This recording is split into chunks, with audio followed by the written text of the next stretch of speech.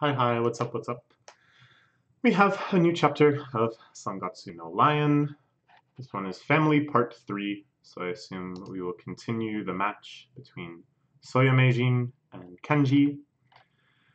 Momo, on the cover story arc, is all dolled up in her new clover clothing. The other sisters are shocked. The cats even are impressed. Rei-kun probably doesn't quite know what to think of all this, but he's laughing good-heartedly.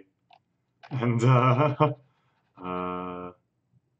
Nobito-kun, that's his name, right? Why can't I think of his name? I always forget his name. Looking a little embarrassed, maybe thinking, did I go too far? But how could anyone disagree with Momo's smiling face? A lovely, lovely shot. And what could you call this group other than a family? Other than a family. Game 7, Day 2. So the last game was like game 2, right? No, it was the second game. Kenji had won the first one. No, it was the third game. The third game was being depicted. That was when the bug incident happened, I believe. I think? Or, hold on. No, that was the second game. The bug incident ended with Soya Meijin winning that game. And now it's jumped all the way to the 7th game. So, of course, there's been some back and forth. Because I believe they play a best of 7. So he took it all the way down to the wire. But Dobashi Kenji has resigned. At the end of a fierce full set, of 7 games, Soya Meijin has defended his title an astonishing 11th time. And the parents, the mom crying. I know we've seen Kenji lose before, more times than we can count, but for some reason this time is especially hard. For a year, he put everything else aside and devoted himself to studying every single day. He got the rights to be challenger in the Meijin Championship again after so long and pushed himself so hard. It was scary just watching him do it. So that's interesting too. It's not that they've had 11 consecutive... Oh, I'm sorry. Actually, yeah, Soya has won 11 times in a row. And even though Kenji is like the eternal challenger, it's not like he's had just consecutive challenges all 11 years, of course. But that this was the first time in a while he made it to that seat. So it's all the more crushing. He wouldn't watch TV or go outside, and whenever he was awake, he'd always have research materials in his hand, even if he were bathing or sleeping. If he still couldn't win then what is there left to shave off? There are only 24 hours in a day, aren't there? And this is the first shot we saw of Kenji. His back, the computer monitors. And it's interesting that that shot was really from his mother's perspective, his mother coming in to bring him his dinner. And now when we hear her lamenting, it's what comes to mind, that very image of his back. I'm sure that's what she thinks of time and time again, just Kenji up there studying endlessly. It's really, really impressive the way this manga does this. This is the first time I've ever noticed it so clearly, but I think this is something they do quite often, where you'll be given an establishing shot of a character or a setting or something, and you don't really know what the significance of it is yet. You don't really know in what it's introducing. But then when you do learn a lot more about that character or whatever, you go back to that and you realize that so much was actually encapsulated in that very first depiction, you know? I think that's really powerful. And here it recalls that first depiction in a little flashback panel. But other times it's a lot more subtle, I think, where you have to kind of on your own realize that far more was being conveyed way back then than you thought. It's beautiful.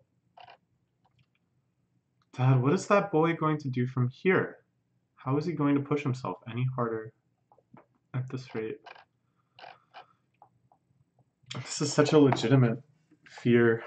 This is so real. This fear that your son is going to drive himself mad, that he's going to go simply too far. And yet, it's not just that you're afraid of, the obvious things. He'll lose his mind, he'll become unhealthy, he'll become an insomniac, like things like that, but just that there's something even more unimaginable beyond that, that you can't see where this path is going, only that he's walking down it. He's going to shave himself away and disappear. When he was a child, I would go on the train with Kenji and go to all sorts of places all over Japan.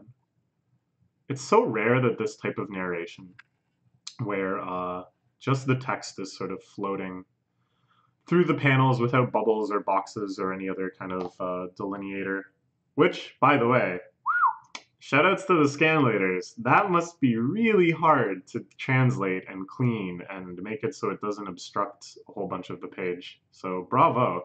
Anyways, yeah, usually this is done by Kiriyama. Usually Kiriyama has the privilege of thinking in these terms. Thinking in this structure, I guess. But here we see Kenji's mother's monologue, which is many steps removed from Kiriyama. He didn't even go to watch the games. Like, we haven't seen him in a chapter for quite a while now. It's really fascinating to me that, remember when Kenji was on the train and he saw the mother and child, and he thought back to his mother riding on the train with him. And his mother clearly, too, thinks of that often. When he would win, he'd be delighted, and when he lost, he'd be devastated. On our way home, we would walk together under the starry sky. Oh, what a beautiful image. Yeah, it's like a very special time to be with your parent, I think. Not just in the context of winning and losing, but specifically walking under the starry sky. I have a lot of good memories like that too. So happy to see Kenji always moving forward that I decided I would do whatever I had to so he could continue playing the shogi he loved. It felt like I was on the journey with him.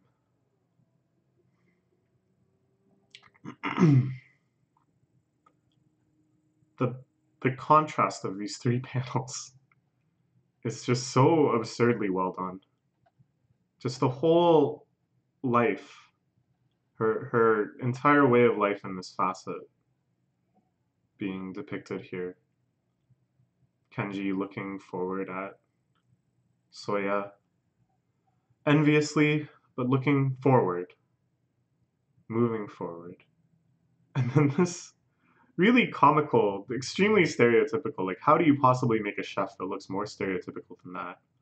But so much is contained within it. Like, you because of the iconicness of how that middle panel is depicted, it doesn't need to be anything more, and you can extrapolate fully what that must have been like for her. And then this really lovely last shot of them on the train, just so bathed in light.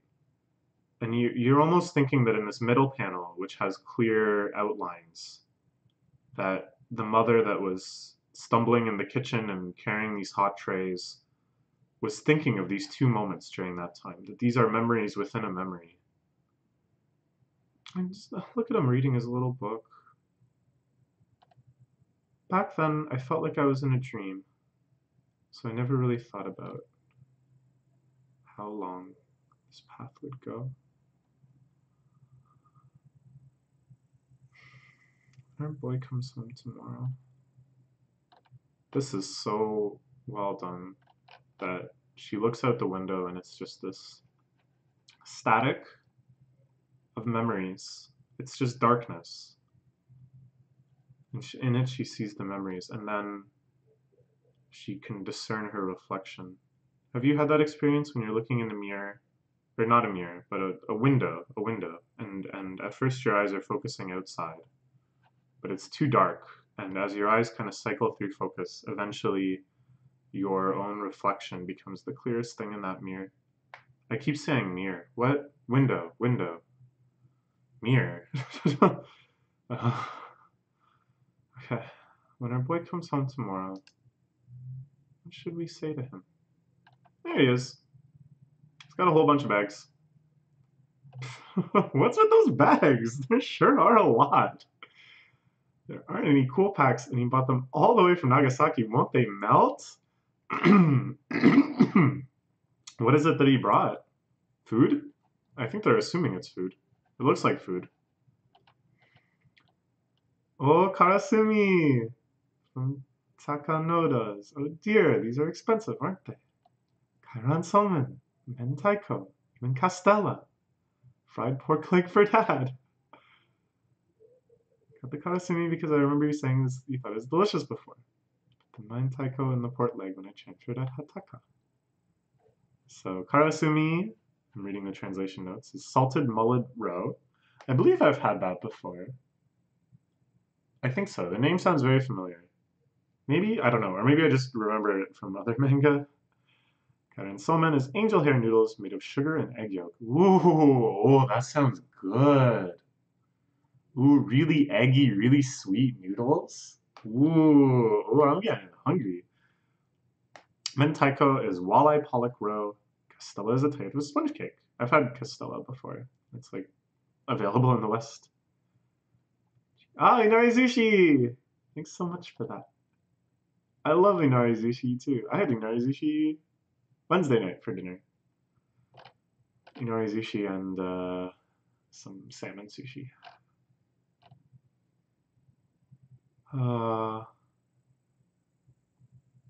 They don't have to say anything to him. See, to me, this is like you gotta wonder, maybe did the mom project a little? Like maybe Kenji doesn't care so much about winning or losing. He just really likes the experience. He brought all these souvenirs. Like maybe he likes traveling and stuff. Doesn't like flying though. Oh, she made the Inari Sushi. I see. I was like, how did he bring this big plate of Inari Sushi? But they had it made for him. Even after all that studying, wow. What a way to breach the subject. I was really surprised. So much research. It's like I was saying, how about this? That's, of course, the way they were describing his moves before. Those really powerful scenes where Shimada was in awe of the depth of Kenji's research. That Kenji clearly had gone well outside his normal game plan, but done the necessary research to make going outside his normal game plan feasible, right? So it was like he was saying, how about this? I like that Kenji himself puts it so colloquially. He seems so casual about it, you know, even though it's like a year of solid, every waking moment research. He's just kind of like, yeah, it was kind of like I was saying, how about this? But even after I went as far as I thought I could go, a whole bunch of doors I'd never seen before showed up. I like this door analogy. It reminds me way back around when StarCraft 2 came out, and I was more enthused about StarCraft around then than any other time, but I never actually played it very much myself. I just kind of thought it was fascinating to watch. But I remember people talking about ban or nerfs and buffs and what sort of balance patches they wanted to see, and I saw a thread that I thought had a really good analogy in it where it was talking about how some fairly high-level player, I don't know who, like a Western player probably, because the comments were in English, had talked about the overpoweredness of Zerg or Terran or Marines specifically or something, I don't even know. And a lot of more amateur players on Reddit and stuff were like, how can you possibly say it needs a nerf when he hasn't tried this, he hasn't tried this counterplay, he hasn't tried this build, he hasn't tried whatever. Like, you got to keep trying things. Only after you've exhausted everything can you say something like this. And this thread was made in response that was like, okay, well, imagine this. Imagine there's like hundreds and hundreds of doors. Okay, there's just all these doors lined up down the hallway, and behind each one is another attempt at countering this strategy that the pro player claimed is overpowered. He's like, now you guys have opened up maybe like 5 doors, like 10 doors. And yeah, you haven't found it yet. You haven't found the counterplay. But you look down the hall and you still see hundreds and hundreds of doors. So you're optimistic. And you think, yeah, as long as there's still more doors to open, what could you complain about? But they're like, but this pro player, I think it was Idra. It's like, Idra has opened up thousands and thousands of doors. and it's very, very different. When you've opened thousands and thousands of doors, you might start thinking, hey, I don't think this is behind any door. And it becomes a very reasonable thing to think.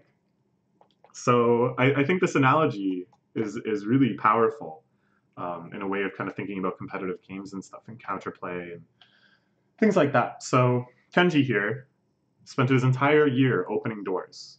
He opened every door and wrote down and memorized what was behind it. And then when he got into the game with Soya, when he had confirmed with Soya, they opened a whole bunch of doors together. They both checked it off. Yep, this is ranging Hisa. Yep, this is central Hisa. Yep, yep.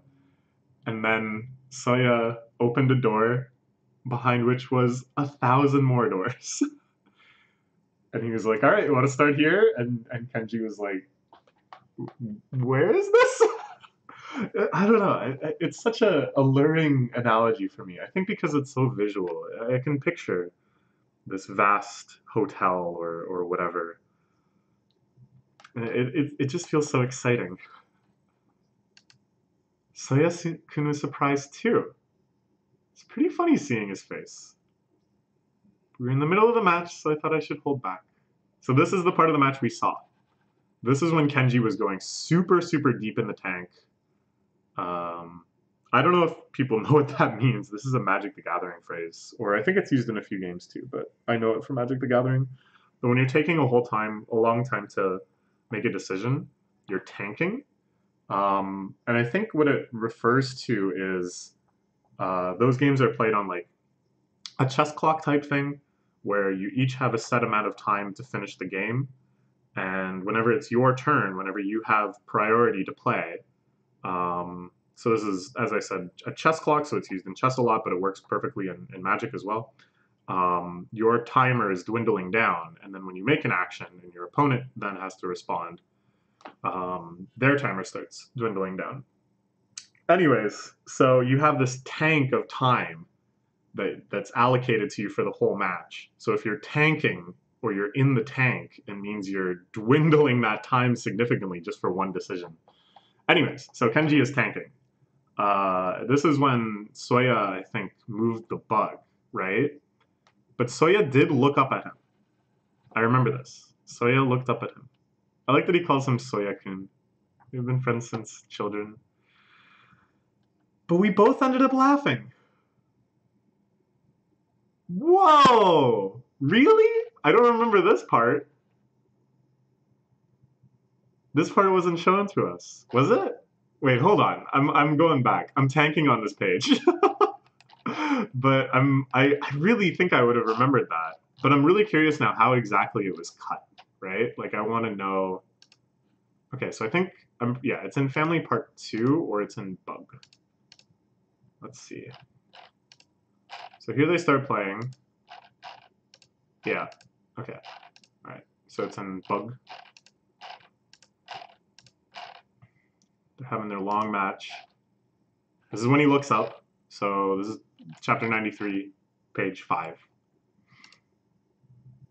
Oh, and then he moves the bug. Wait, so this is like another occasion.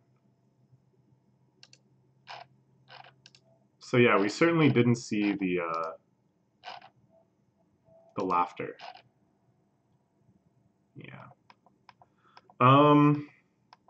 Oh yeah, I was gonna say too. All the stuff about Saku-chan wanting all of that food, that he was so sad that it was just sandwiches in the waiting room. I think a lot of that food is what Kenji ended up bringing back. I meant to point that out earlier, but then I forgot. We both ended up laughing.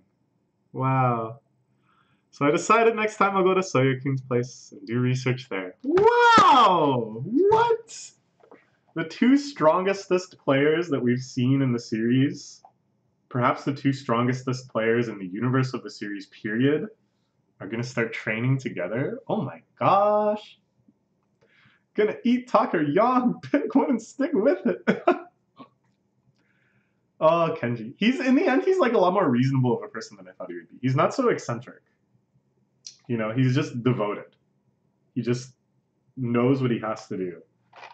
But here he's pretty conversational, and the fact that they both started laughing, that's so beautiful. That even Soya was like, damn, there's a lot of doors here. It's like, I didn't think there'd be this many doors. So much shogi left to play. That was a quote that kept being mentioned during the Big House 9 commentary last weekend when I'm recording this video. I don't know when it's going to come out. That apparently Mango, who won that tournament, is a very high level player, had said to Scar, who's a very popular commentator, he said, I still think there's so much Melee left to play. You know, saying like, we haven't really pushed this game to its limits. There's still so many more exciting things to discover and to have happen and to learn. And Scar just kept repeating it because he thought it was such a cool quote. And I think it's such a cool quote too. Like, I think that sort of, that feeling of suddenly entering another hallway and there's another 1,000 doors waiting for you to open and see what's there. Okay, so he's going to Soyakun's place. I just feel that if there are still doors we've never seen before showing up, then Shogi still has tons of depth left to it, to the point where we're not going to be able to get anywhere working separately. So we made a pact to open them together. Oh my gosh! And then Google Alpha Zero just BTFOs everybody. That's the other quote that I think of a lot. When AlphaGo, the first, I don't want to summarize all of this, but basically Google is using machine learning techniques to create incredibly powerful artificial intelligences for certain games. It's really, really worth looking into in depth. It's super fascinating. But its first like public show of force is when they used it to play Go, which is notoriously an extremely hard game for computers to play. Up until this incident, the best a computer player had ever reached was like 6 Dan or something. It was never capable of taking games off top-rated professionals. But then the Google one blew past all of these expectations, completely trampled what people expected the rate of progression for a Go playing algorithm to do. And it beat a pro player. It beat a very highly ranked pro player. And then it beat, I think, the highest ranked pro player in another set of games later. So this caused a huge stir. And since then, AlphaGo, which it was called originally, became Alpha Zero. And it could play all sorts of other games too. And it's just gone on to do all sorts of very, very impressive feats. At any rate, after this first AlphaGo show match, there is a quote from a pro player that said, "It's clear to me that we've only seen the outer edge of Go." Isn't that so thrilling? Isn't that so compelling? It feels like it just, I don't know, it just grips me when I hear that. We've only seen the outer edge of Go. So I use that like all the time now. It's clear to me that I've only seen the outer edge of rock, paper, scissors. I don't know. Anyways, I think this is just wonderful. This door analogy, the topics of conversation, the friendship between Soya and Kenji, and this new bold project that they're taking on together, a study group of unprecedented power. It's like hype, and it's beautiful, and it touches these deep, deep kind of philosophical pools in my mind about games and competition and strategy and depth. And yet it's still such this beautiful moment between parents and their child, with the child coming home defeated but brimming with hope and vigor and on so many layers, on so many layers. I'm just so moved by what I'm reading. I love this series so much. I need to rearrange my schedule again, but right now I'm really tired, so I'm gonna go to bed. Okay, until the dinner, excuse me. They didn't need to say anything to him. They really didn't need to say anything to him. It's just how he is. Whoa, what? Who is this guy? Dad, how about we watch the end of yesterday's broadcast? Okay, yeah, because they turned it off. We saw them turn it off right after the loss. The mom became very worried. First, we'll hear from the commentator, Fujimoto Kiryu. What do you think that was separated a win from a loss in the 7th game? Kiriyama again is blocked out by this beach bubble. I love it. I love it. Well, it's because the god of shogi is a woman. So of course she picks the better man. People like Soya or me. Who is this guy? We've never seen this character before, right? He looks kind of like the president. It feels like he's like the reincarnation of the president. The really lion-esque face, the unabashed egoism, and just saying nonsense stuff. I've been thinking about this for a while, and Dobashi really lacks even a modicum of charm. He's too damn serious. I hate to say it, but he lacks the luck to be a major player. Luck. Now, we talked a bit before. I don't remember when, but I remember talking about this before. The idea of, like, if you're prepared for something and your opponent isn't prepared for it, and they just happen to not have prepared for that one, and you just happen to have prepared for it, are you lucky? Right? Like, I don't know. It's a very, very interesting question to me. But yeah, I think that's kind of what he's referring to. That he's just kind of cursed, Dobashi. And it's true. Even our more eccentric characters, even the ones that are weirder, seem like they have a lot more charm than him. It's him and Shimada. Him and Shimada, I think, are cast into the flames of drudgery. Everybody else has some unique charm point or appeal. And Shimada actually has a ton of them. They just don't really come out. If people knew about the way he goes back to his home village and the things he does to help out that community and stuff, I think Shimada's stocks would rise as a popular player, but unfortunately, Shimada just looks like a really disheveled old man who's constantly clutching his stomach. And Dobashi looks like a robot. He looks like a robot in a human suit. How awful! How can you say something so awful? This Fujimoto Kiryu is such a mean person. Damn it, Raido, you bearded four-eyed jerk. His parents all revved up. They know the true Dobashi-kun. They know that he truly is a wonderful person deep down.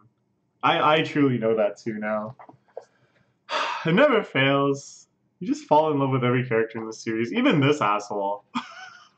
I'm sure by the next page I'll be like, what a tender soul. It's clear that he's so compassionate and considerate of everyone around him. Sure, he's brusque. Sure, he's egotistical.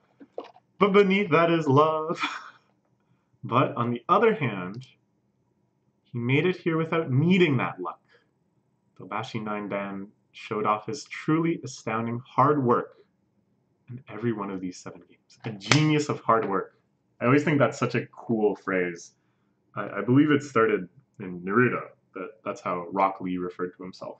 And then Mewtwo King, to use another Melee analogy here, Mewtwo King had that in his signature for a long, long time on Smashboards.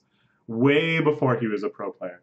Way before there was even a such thing as a pro Melee player. Mewtwo King referred to himself as the Rock Lee of Melee. A genius of hard work. You don't have luck. You don't have talent. You don't have special abilities.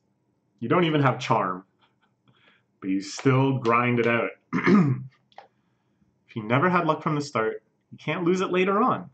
Players like that never have anything to do with slumps or being out of form. if you want to know who to watch out for in the current shogi world, take a good look at these 7 games. Okay, this is, I don't know if I should start reading into things like this or not. I never thought to consider this before, but there's all sorts of panels where people are moving pieces, right? And as I said, I never really thought to consider which pieces they're moving. But here, Kenji is moving a pawn, you know? You can see the promoted pawn underneath. He's moving a pawn. This is the sign of the promoted pawn from Shogi Senpai. I can't do it. I don't remember what she did. Anyways, he's moving a pawn, which is the piece that just steadily moves forward. It doesn't have any special abilities. It's not lucky. It's probably going to die at some point in the game, but it just walks forward. That Dobashi man is quite a shogi player. How about we go for a walk? Yeah, good health starts from the legs, they say. Looks like we still gotta watch over him for a while. Good health starts from the legs. I sure hope that's true, because all I do is run. We've gotta hold out our health, our good health, for another 15 years. He has to find a wife before we're gone. Yeah, that seems like it could be even harder than gaining the title of Meishin. Yeah, that sounds about right. Okay. So there's a whole bunch of bonus pages. I was about to say, this chapter seems really short, but I'm not sure what's going to happen now. The protagonist!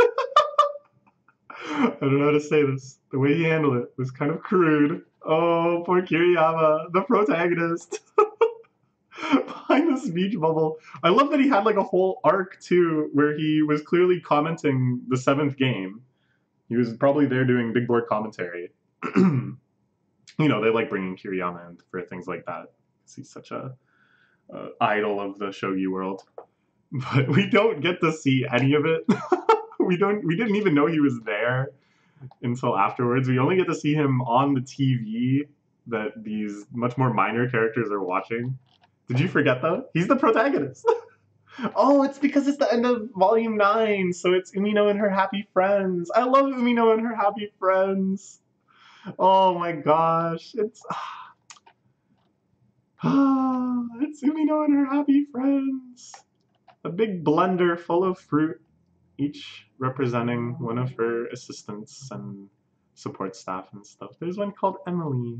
Who's Emily? I notice the one named Emily every time. Hello everyone, this is Umino. Thank you so much for reading Lion Volume 9. The blender is going. The thing making that roaring sound in the first 2 panels was my new mixer. The president of Hakusensha read the afterword of Volume 8. He told me, please take better care of your fingers. Tears of gratitude.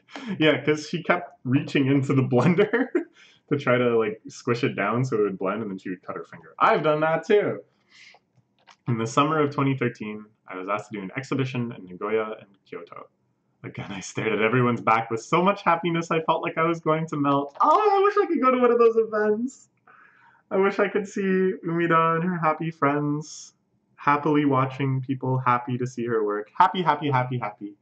I feel so, so thankful to all these people that came out on such hot summer days. The thing that made me happiest at those exhibitions were the notes people left. When I get old and pass away, I'd like to be buried with them. But there's over 100 books worth, and I might not be able to fit them all into the casket. I'm overflowing with happiness. So yeah, I went to the Inio Asano exhibit, another mangaka I'm extremely fond of. I made a video about it. You can probably find it if you search on my channel. And yeah, there was these books at the end of the exhibit that you could just write your thoughts and feelings in. So I wrote a little thing, and I saw that almost all the pages were full of just book after book after book. And there was a huge whiteboard where tons and tons of people had drawn stuff. And I was like, how could that possibly make you feel? Like, it's just beyond my wildest dreams, and yet I feel like it's so small in a way. It's so pure. It's just You sent drawings and art out into the world, and then people send their feelings back in. It's just such a simple and beautiful ecosystem. And yet, my God, how could that not just bring you with such a transcendental joy, a joy that would just make good for everything? Boon-chan is doing well too, though his legs might have gotten a bit weak. In human years, I think he's around 30, but he's in the peak of his cuteness. Oh, I want a cat! I want a cat too, though he's been going lower and lower on his scratching post.